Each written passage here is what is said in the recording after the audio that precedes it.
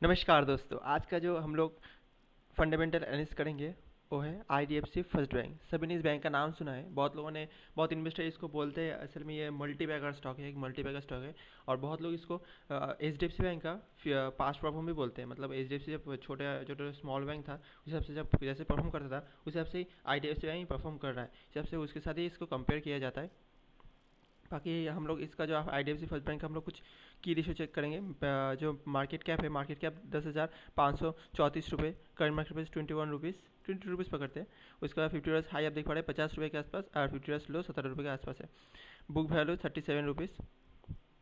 P ratio यहाँ पर है नहीं, ये पी रेशियो यहाँ पर इसलिए नहीं दिखा रहा है क्योंकि यहाँ पर जो कंपनी लॉस बुक कर रहा है, मतलब जो बैंक है बैंक लॉस बुक कर रहा है, इसलिए पी रेशियो नेगेटिव में है। यहाँ पर R O C and R O E दोनों ही नेगेटिव, आर ओ सी यहाँ पर पॉजिटिव में है, आर ओ ई यहाँ पर नेगेटिव में है।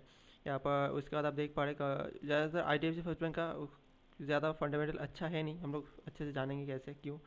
उसके बाद हम देखेंगे एक ईयर का, आप यहाँ पर देख पा रहे हैं। हम लोग यहाँ से नहीं देखेंगे, हम लोग यहाँ से जंप करेंगे। यहाँ पर चलिए, हाँ, हम लोग यहाँ पर आप देख पा रहे हैं रिटर्न यहाँ पर 0.45, फिर 0.45 रिटर्न आ रहा है, 50% रिटर्न आ रहा है। फ्यूचर्स लो आ रहा है 21.70 रुपीज़, एंड हाई मतलब टुडे हाई है 22.75 रुपीज़। हम लोग देखेंगे उसके बाद एक वीक में बैंक ने कितना अच्छा रिटर्न दिया है। एक वीक में चेक करते हैं। एक वीक में बैंक ने -3.31% का नेगेटिव रिटर्न दिया है। 1 मंथ में बैंक ने 6.06% का पॉजिटिव रिटर्न दिया है। उसके बाद 1 ईयर में बैंक ने 56% का नेगेटिव रिटर्न दिया है। मतलब आप अगर पैसे लगाते 1 लाख रुपये लगाते तो आपके पास सिर्फ 44,000 के आसपास पैसे बचते। उसके बाद 5 ईयर का चेक करते हैं। 5 ईयर में देखते हैं हम लोग 70% के आसपास, मतलब 30,000 रुपये आप लोग 1 लाख रुपये इन्वेस्ट करते तो 30,000 रुपये आपके यहाँ पर 30,000 रुपये आपके पास बचे होते हैं। उसके बाद मैक्स करके देखते हैं। मैक्स अगर आपने मैक्स मतलब जब से बैंक स्टेब्लिश हुआ है 2015 के आसपास बैंक ने स्टेब्लिश किया था, वहाँ पर से अगर बैंक पे पैसे लगाते तो आपके पैसे 30,000 के आसपास हो जाते। मतलब बैंक में अभी तक कुछ भी रिटर्न बना के आपको नहीं दिया है। बैंक ने कोई भी क्वार्टर में आप अगर इंडिविजुअल लगाते, मतलब इस सेगमेंट में यहाँ पर खरीद के यहाँ पर बेचते या यहाँ पर खरीद के यहाँ पर बेचते तो पैसे बन सकते थे। बाकी इसमें लॉन्ग टर्म विजन में कोई पैसे बनने की मुझे आशा नहीं दिख रही।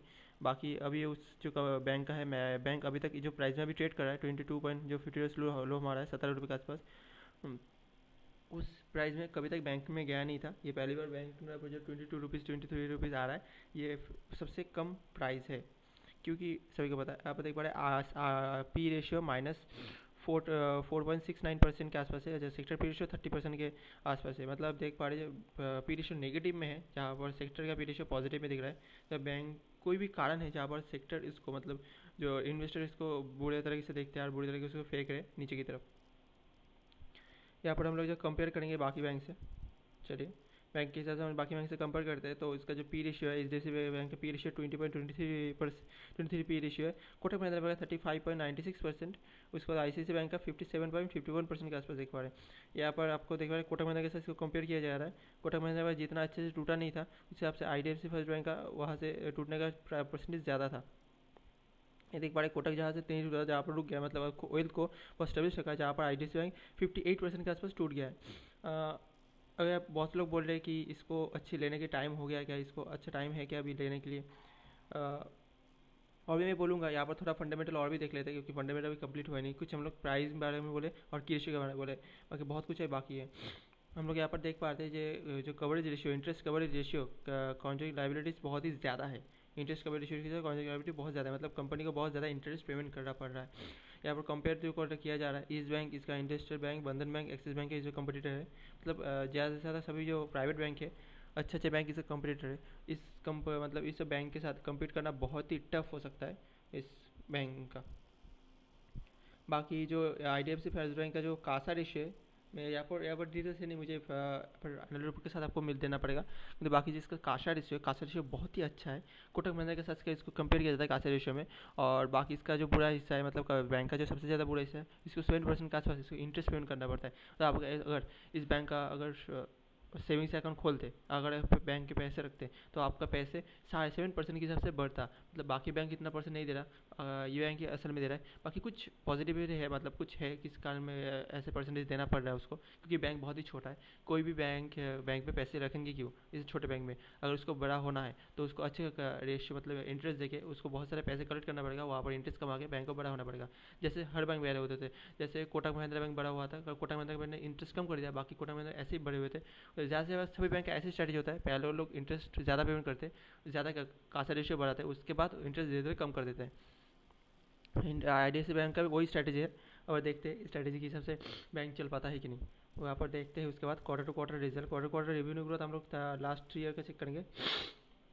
सॉरी मेरा थोड़ा जुकाम है, इसलिए मैं थोड़ा नाक में ज़्यादा प्रॉब्लम हो रहा था। उसके बाद मार्च के quarter, June and September and December 2019 March quarter में 3697 रुपीज़ के आसपास, 97 करोड़ के आसपास रेवेन्यू ग्रोथ हुआ है, जहाँ पर इंटरेस्ट पेमेंट उन लोगों को 2515 करोड़ के आसपास इंटरेस्ट पेमेंट करना पड़ रहा है।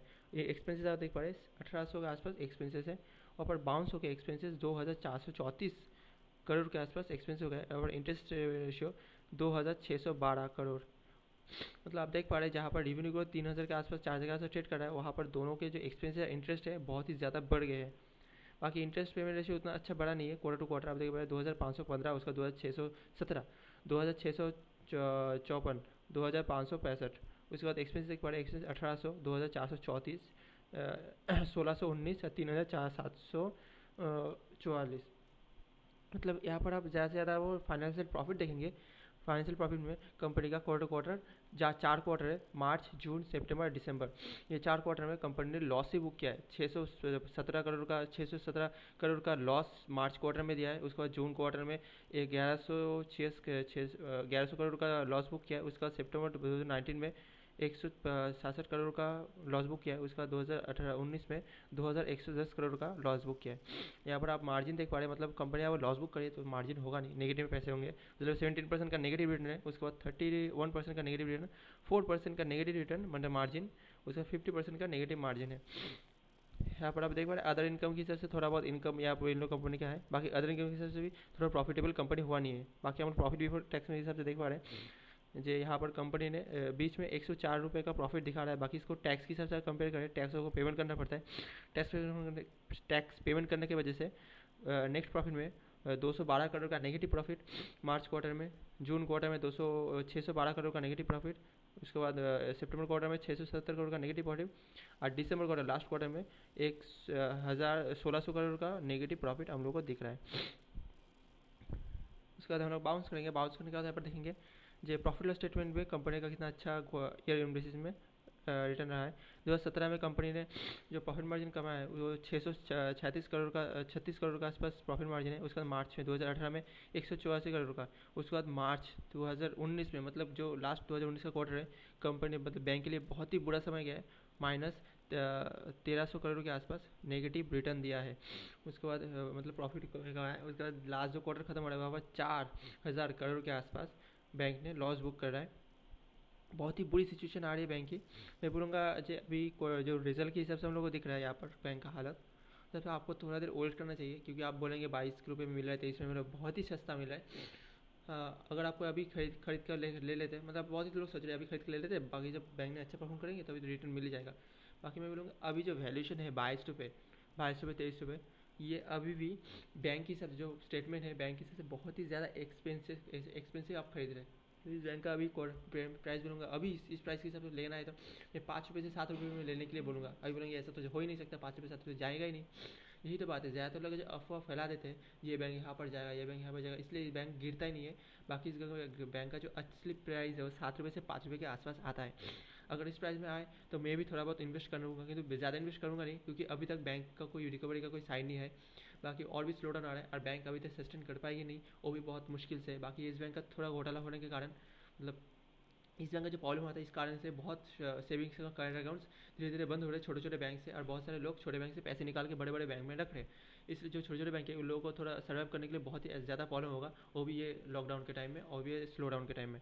इसलिए मैं बोलूँगा यहाँ पर ऐसे इन्वेस्ट करने की जल्दी नहीं है। आप लोग first quarter, second quarter, third quarter तो वेट कीजिए, बैंक ने अच्छी रिकवरी की तो फिर से आप पैसे डाल सकते हैं, अपने पैसे सेफ रहेंगे।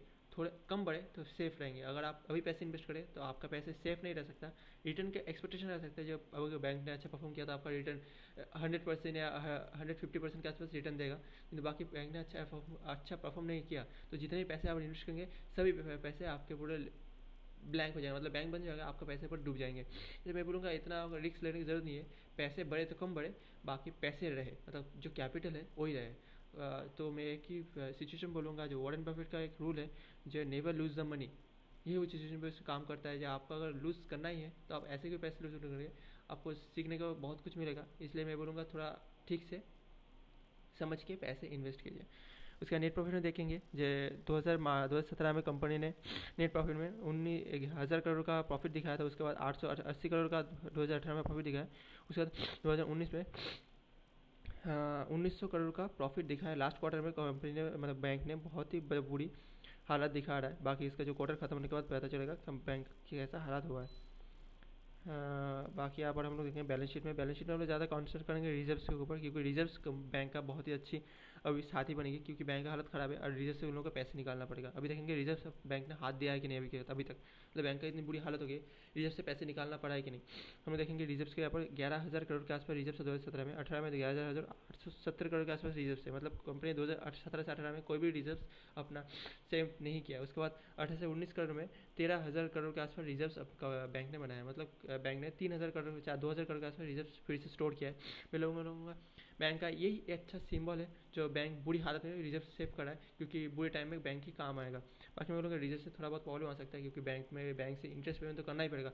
जो बैंक के शेयर, मतलब बैंक के जो सेविंग्स अकाउंट में जो होल्डर है, उन लोगों को इंटरेस्ट उन लोगों को पेमेंट करना ही पड़ेगा। 7% होगा, 7% कम करके बोले 6% दे, उन लोगों को पेमेंट करना ही पड़ेगा। लेकिन उन लोगों को जो पेमेंट करना पड़ेगा, उन लोगों को रिजर्व से पैसे निकाल के वो लोग पेमेंट कर देंगे। बाकी हम लोग देखेंगे यहाँ पर इन्वेस्टमेंट तो ज़्यादातर हम लोग जो बैंक के पैसे निकालते हैं वो लोग इन्वेस्ट करते हैं इधर उधर, वो इन्वेस्टमेंट दिखता है। बाकी अदर ऐसे देखेंगे नहीं, हम लोग कैश फ्लो में जाएंगे। कैश फ्लो में देख पा रहे हैं 2,000 करोड़ के आसपास पॉजिटिव कैश फ्लो है। उसके बाद 2018 में 263 करोड़ के आसपास नेगेटिव कैश फ्लो है। उसके बाद 2019 में 4,600 करोड़ के आसपास नेगेटिव प्रॉफिट है। उसके बाद हम लोग जाएंगे यहाँ से डायरेक्ट बाउंस करेंगे टिकट डॉट इन में जाएंगे। यहाँ पर हम लोग देखेंगे शेयर होल्डर पैटर्न में जाते चलिए। यहाँ हम लोग सबसे ज़्यादा कॉन्सेंट्रेट करेंगे यहाँ पर इंस्टीट्यूट होल्डिंग देखेंगे, decrease foreign institute investor holding 1.54%। यहाँ पर देख पा रहे हैं इंस्टीट्यूट फॉरेन इन्वेस्टर मिडिल में मैंने रखा है। अभी देखने पा रहे बहुत सारे फॉरेन इन्वेस्टर यहाँ से निकल रहे। अभी हम लोग देखेंगे यहाँ पर इन्फॉर्मेशन तो मिल ही गया है। डोमेस्टिक इन्वेस्टर यहाँ पर आ रहे नहीं कि जून क्वार्टर में 2019 यहाँ पर से चेक करते हैं। यहाँ पर देख पा रहे 40% के आसपास होल्डिंग है प्रोमोटर्स के, बाकी होल्डिंग और कॉन्सेंट्रेट करेंगे। यहाँ पर रिटेल इन्वेस्टर ज़्यादा इन्वेस्टर होते हैं या बाहर के इन्वेस्टर। देख पा रहे हैं यहाँ पर जून से सितंबर क्वार्टर में रिटेल इन्वेस्टर थोड़े बहुत कम हो गए, बाकी फॉरेन इन्वेस्टर बहुत सारे बढ़ गए। उसके बाद फिर से क्वार्टर में देख पाते हैं फिर से फॉरेन इन्वेस्टर कम हो गए 15% के आसपास, और 40% के आसपास रिटेल इन्वेस्टर बढ़ गए। फिर से लास्ट क्वार्टर में चेक करते हैं। लास्ट क्वार्टर देख पा रहे हैं ज़्यादा से domestic investor, foreign portfolio investor, mutual fund investor ज़्यादा से ज़्यादा बाहर जा रहे हैं, और यहाँ पर फॉर रिटेल इन्वेस्टर धीरे धीरे बहुत ज़्यादा अंदर आ रहे हैं। मतलब ये नेगेटिव से, मतलब मैं बोलूँगा नहीं, रिटेल इन्वेस्टर अच्छे डिसीजन बुरे डिसीजन लेते हैं, बाकी domestic investor foreign portfolio investor अच्छे डिसीजन लेते हैं।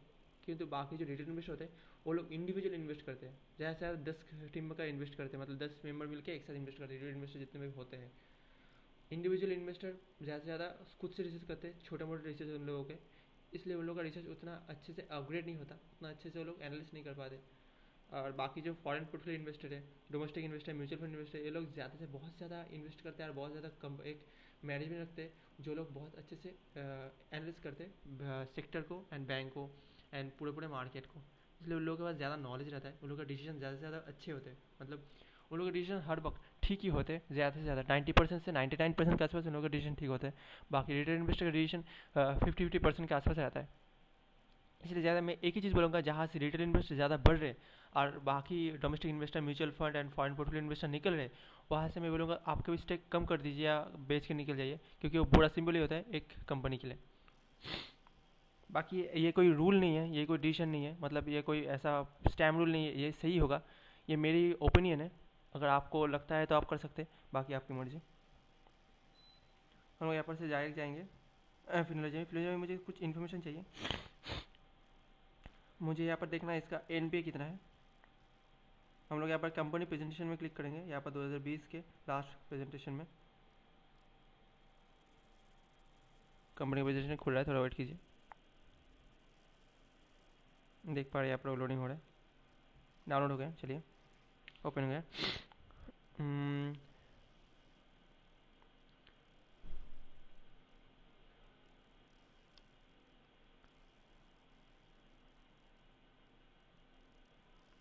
ये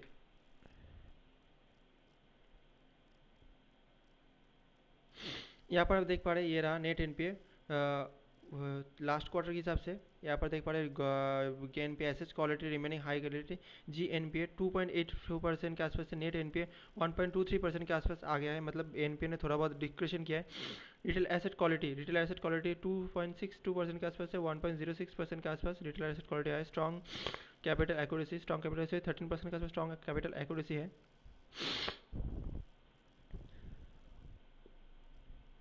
पता है आपको ठीक से दिख नहीं रहा है क्योंकि स्क्रीन का जो हाई क्वालिटी रेजोल्यूशन है नहीं। CAGR का आप देख पा रहे कॉन्टिन्यूसली यहाँ पर ग्रोथ है 12% के आसपास से, मतलब कंपनी 2009 से, बैंक 2009 से 2019 तक, मतलब 2015 से पकड़ते हैं क्योंकि वो IDFC का पास्ट रिकॉर्ड दिखा रहा है। यहाँ पर 2015 से 2019 तक CAGR ने कॉन्टिन्यूसली ग्रोथ दिखाया है, जहाँ पर शेयर प्राइस ने डिक्रीज किया है। मतलब यहाँ पर से एक आपके पास बहुत अच्छी अपॉर्चुनिटी हो सकती है। बाकी यहाँ पर हम लोग का जो यहाँ पर कुछ GDP ग्रोथ दिखा रहा है, जो कंपनी ने जहाँ से स्टैब्लिश हुआ था उसके हिसाब से GDP ग्रोथ बहुत ही कम हो गया था। मतलब उन लोगों ने कुछ दिखाना चाहता है कि उन लोगों का जो परफॉर्मेंस है वो बुरी होने के मेन कारण क्या है।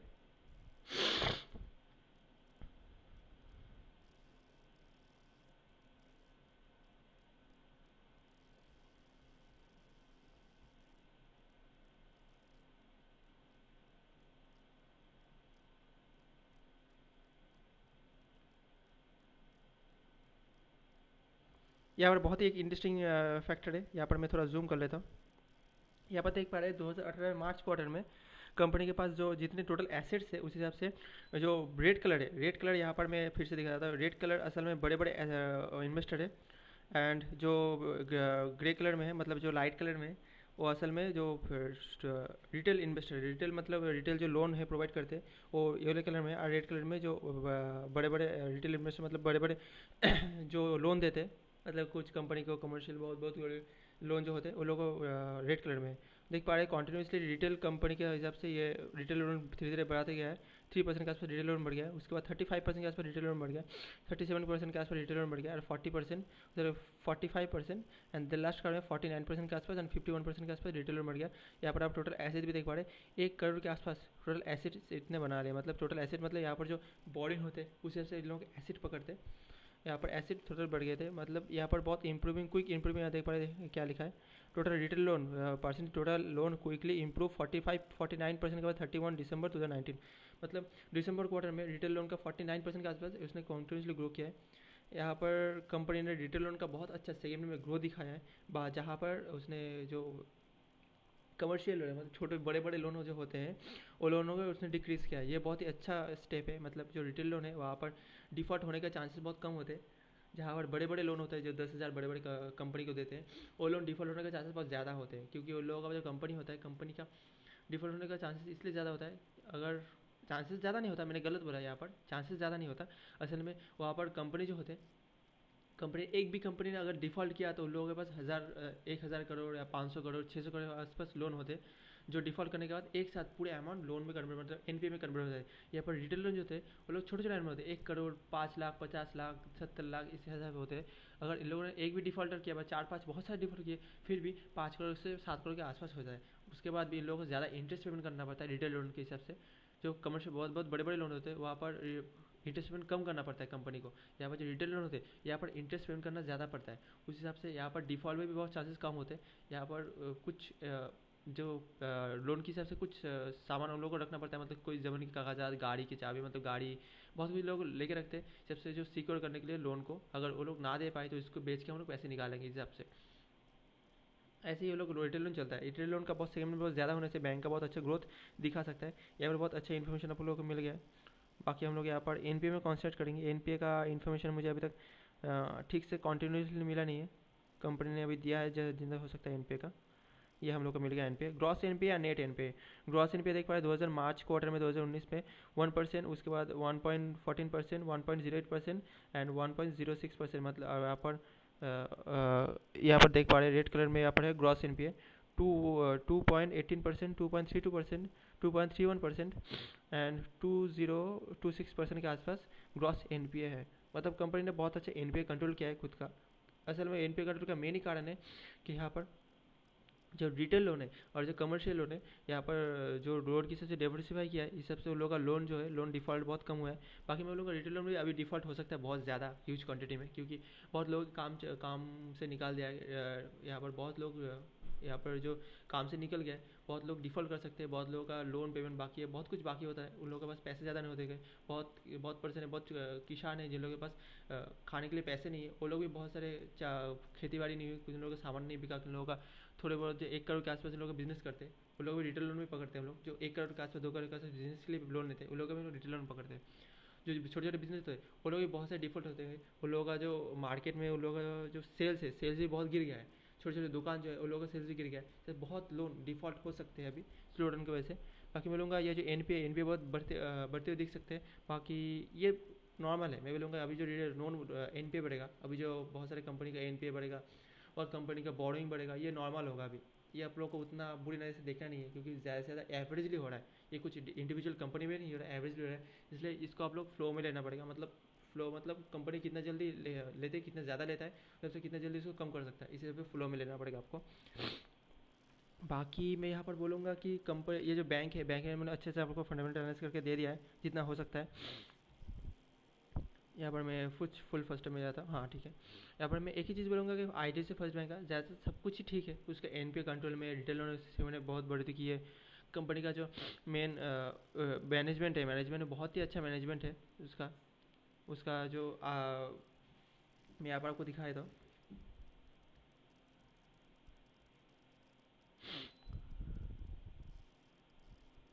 आईडीएफसी एमडी,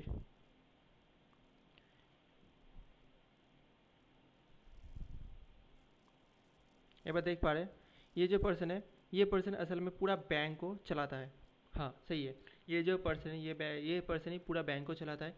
ये पर्सन के हाथ में पूरा बैंक अच्छे से ग्रोथ किया है। इसका जो पास्ट रिकॉर्ड है आपको यहाँ पर विकीपीडिया में मिल जाएगा। आपको विकीपीडिया में जहाँ पे जाएंगे, यहाँ पर पूरा इन्फॉर्मेशन है। मैं ज़्यादा बड़ा वीडियो बनाना नहीं चाहता हूँ, क्योंकि थोड़ा बहुत आपको भी रिसर्च करना पड़ेगा। ये कैपिटल फर्स्ट से अपने फर्स्ट जहाँ पर था, कैपिटल फर्स्ट में चेयरमैन था, फाउंडर है वी विद्यानाथ। यहाँ पर उसके बाद उन्होंने आईसीआईसी बैंक में बहुत पहले काम किया था। आईसीआईसी यहाँ पर देख पा रहे आईसीआईसी लाइफ पोटेंशियल में इसने काम किया था रिटेल लोन के हिसाब से। वहाँ पर भी रिटेल लोन में बहुत अच्छे से इन्होंने ग्रोथ किया है। उसके बाद उन लोगों ने जो आईडीएफसी फर्स्ट बैंक और IDFC first bank, IDFC bank and capital first, ये दोनों एक साथ मर्ज हुए 2012 के आसपास। उसका दोनों मर्ज होकर आईडीएफसी फर्स्ट बैंक क्रिएट हुआ और वहाँ पर एमडी बने ये विद्यानाथ वी विद्यानाथ, फाउंडर जो चेयरमैन है। असल में इनका जो बहुत अच्छा मैनेजमेंट है, इसका आपको अच्छे से यूट्यूब वीडियो मिल जाएगा। अच्छा कुछ कंपनी का जो यहाँ पर यूट्यूब में आप जाएंगे, जब यूट्यूब में जाने के बाद यहाँ पर आप सर्च कीजिए जे IDFC first bank conference call, conference call यहाँ पर जाएंगे। यहाँ पर बहुत सारे आपको मिल जाएंगे। यहाँ पर अच्छे अच्छे वीडियो है, यहाँ पर बहुत सारे वीडियो है, यहाँ पर आपको जो मिल जाएंगे। यहाँ पर आप क्लिक करेंगे जो ये बहुत सारे इंटरव्यू आपको मिल जाएंगे। जो ये कॉन्फ्रेंस कॉल होते हैं, कॉन्फ्रेंस कॉल आप अच्छे से सुनिए, लोगों से सुनिए, मैनेजमेंट का आपको जानने में बहुत अच्छा होगा। बाकी इसका जो इन्फॉर्मेशन के हिसाब से कंपनी का जो एमडी है बहुत ही अच्छा है, बहुत ही अच्छा ग्रोथ दिखाया है कंपनी के हिसाब से। इसको अच्छा अब अगर मैनेजमेंट के हिसाब से देखते हैं तो कंपनी को आप चूज़ कर सकते हैं। बाकी मैं बैंक के हिसाब से जो देखूंगा, बैंक में एक ही चीज़ बहुत ही बुरी है, वो एक ही है, वो असल में जो इंटरेस्ट इन लोगों को पेमेंट कर रहा है 7% के आसपास, इसलिए बैंक को लॉस बुक करना पड़ रहा है। वो क्वार्टर टू क्वार्टर और प्रॉफिट लॉस के हिसाब से लॉस बुक करना पड़ेगा। इन लोगों का इंटरेस्ट पेमेंट 7% के आसपास है। अगर बैंक ने आपका अपना इंटरेस्ट थोड़ा बहुत कम कर दिया और बैंक का जो जितने भी सेविंग्स का करंट अकाउंट है, वहाँ पर पैसे डालना वही फ्लो में रहे, मतलब कासा रेशियो कम ना हो। वहाँ पर कैश का जो फ्लो है, मतलब जो कितने डिपॉजिट हो रहे हैं, उस फ्लो अगर कम ना हो, तो मैं बोलूँगा बैंक बहुत ही अच्छा बाइंग करने के लिए मैं बोलूँगा। बाकी थोड़ा बहुत देखते, क्वार्टर रिजल्ट देखते, 1 क्वार्टर 2 क्वार्टर देखते ये बैंक का जो इंटरेस्ट पेमेंट खुद को कम करता है कि नहीं, बैंक प्रॉफिटेबल होता है कि नहीं, तो उस हिसाब से हम चूज़ कर सकते हैं बैंक को। बाकी मैं बोलूँगा अभी लेने के लिए मना करूँगा, क्योंकि इंटरेस्ट पेमेंट बहुत ज़्यादा है, बैंक को ज़्यादा डेट बढ़ रहा है, उसका रिजर्व भी बहुत यूज़ करना पड़ेगा अभी। तो बैंक को बहुत अभी मुश्किलें झेलना पड़ेगा। अभी आप इसके साथ रहे तो आपके पैसे ज़ीरो भी हो सकते हैं, मतलब बैंक डूब भी सकता है। और बाकी येस बैंक का भी ये हालत होते होते वो बच गए। अब फिर से एक ही बैंक में मत जाइए, तो थोड़ा बहुत सिक्योर हो जाइए। वीडियो में यहाँ पर ही ख़त्म करूँगा। अच्छा लगे तो लाइक करना, शेयर करना।